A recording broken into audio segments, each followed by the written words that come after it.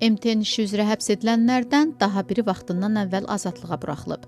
Qafqaz Info yazır ki, oktyabrın 20-sində keçmiş Milli Təhlükəsizlik Nazirliyinin şöbə rəisi Polkovnik Elcan Abdullayevin cəzasının qalan bir ili şərti hesab edilib.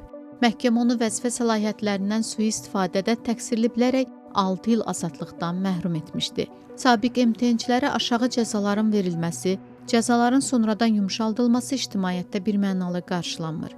Baxanda həmən maddələrin sanksiyasında ağır cəzalar nəzərdə tutulur. Lakin görürsən ki, məhkəmə çox belə yüngül cəzalar tətbiq edildi. Bu da yenə deyirəm, kiminsə iradəsini ifadə, qanunun yox. Qanunda onun həmən addıma, çıxarılan hökmə haqq qazandıracaq müddalar yoxdur. İndiyə kimi cəzaları yumşaldılan sabiq MTN-çilərlə bağlı hüquq mühafizə orqanlarının izahatı və ya açıqlaması olmayıb. Azadlıq Radiosunun əlaqə saxladığı deputatlar bu mövzunu şərh eləmək istəməyib.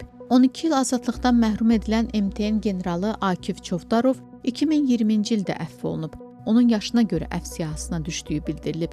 2015-ci ilin oktyabrında MTN-dəki əməliyyat nəticəsində Nazirliyin 21 vəzifəlisi cinayət məsuliyyətinə cəlb olunub. Aralarında 5 generalın da olduğu təqsirləndirilənlərə 3 ildən 14 ilə qədər həbs hökmü və ya şərti cəza verilib. Onlar qanunsuz dinləmələrdə, iş adamlarının əmlaklarını hədə-qorxu ilə əllərindən almaqda və digər əməllərdə ittiham olunurdular. 2015-ci ilin oktyabrında MTN-dəki əməliyyatlardan sonra bu qurum ləğv edilib və onun bazasında Dövlət Təhlükəsizlik Xidməti yaradılıb.